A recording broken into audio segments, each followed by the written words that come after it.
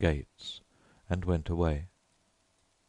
Next morning Alcide packed my valise, and leaving him in charge of my apartments, I took the Orient Express for Constantinople.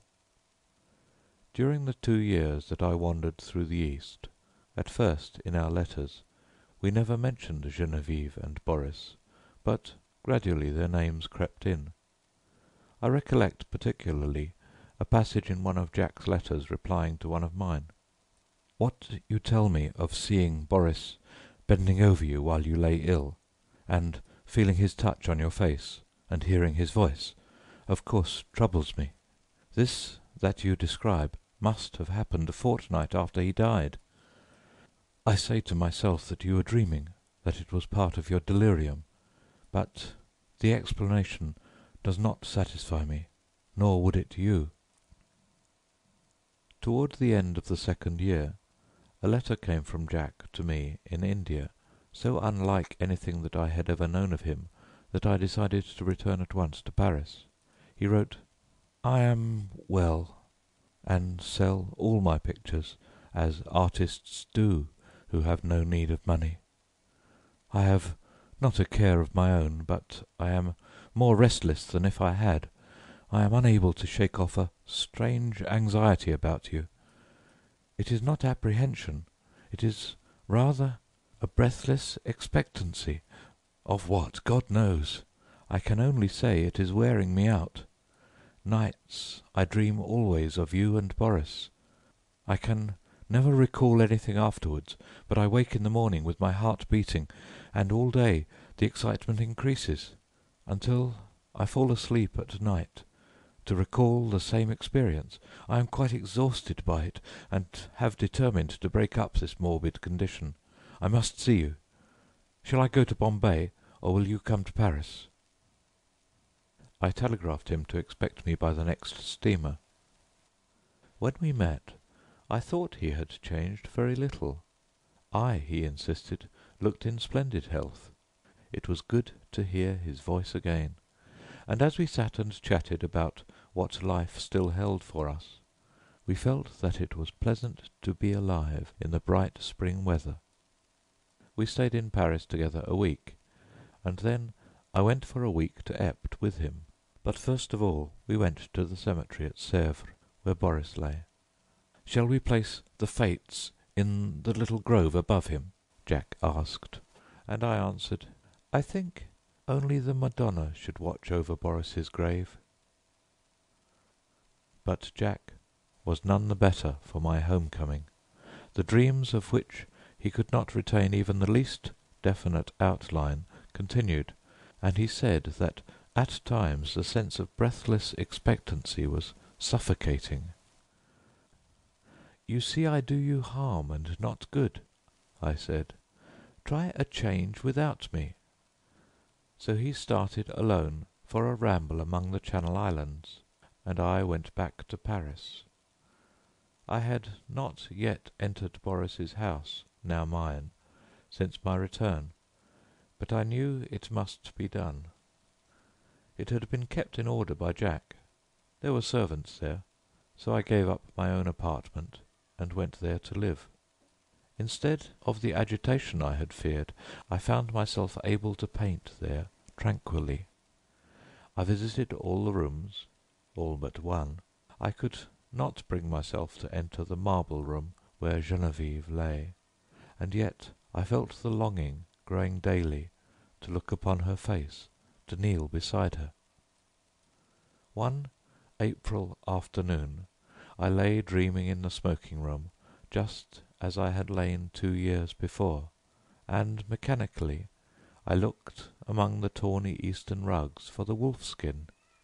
At last I distinguished the pointed ears and flat cruel head, and I thought of my dream where I saw Geneviève lying beside it. The helmets still hung against the threadbare tapestry, among them the old Spanish morion, which I remembered Geneviève had once put on when we were amusing ourselves with the ancient bits of mail. I turned my eyes to the spinet. Every yellow key seemed eloquent of her caressing hand, and I rose drawn by the strength of my life's passion, to the sealed door of the marble room.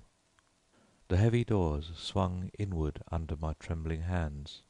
Sunlight poured through the window, tipping with gold the wings of Cupid, and lingering like a nimbus over the brows of the Madonna.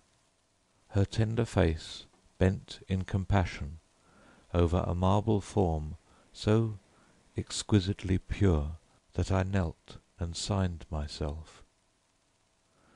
Geneviève lay in the shadow under the Madonna, and yet through her white arms I saw the pale azure vein, and beneath her softly clasped hands the folds of her dress were tinged with rose, as if from some faint warm light within her breast.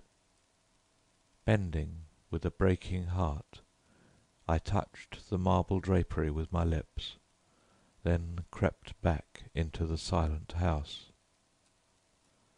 A maid came and brought me a letter, and I sat down in the little conservatory to read it. But as I was about to break the seal, seeing the girl lingering, I asked her what she wanted. She stammered something about a white rabbit that had been caught in the house, and asked what should be done with it. I told her to let it loose in the walled garden behind the house, and opened my letter. It was from Jack, but so incoherent that I thought he must have lost his reason. It was nothing but a series of prayers to me not to leave the house until he could get back.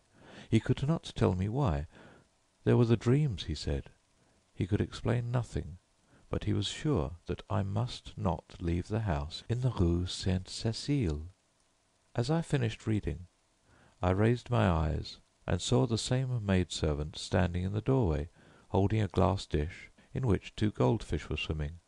"Put them back into the tank, and tell me what you mean by interrupting me," I said.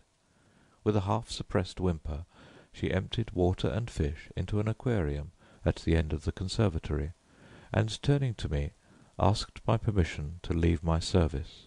She said people were playing tricks on her, evidently with a design of getting her into trouble. The marble rabbit had been stolen, and a live one had been brought into the house. The 2 beautiful marble fish were gone, and she had just found those common live things flopping on the dining-room floor. I reassured her, and sent her away, saying I would look about myself. I went into the studio. There was nothing there but my canvases and some casts, except the marble of the Easter lily. I saw it on a table across the room. Then I strode angrily over to it, but the flower I lifted from the table was fresh and fragile, and filled the air with perfume. Then suddenly I comprehended, and sprang through the hallway to the marble room. The doors flew open, the sunlight streamed into my face, and through it, in a heavenly glory, the Madonna smiled as Geneviève lifted her flushed face from her marble couch and opened her sleepy eyes. The end of The Mask, from The King in Yellow by Robert W. Chambers.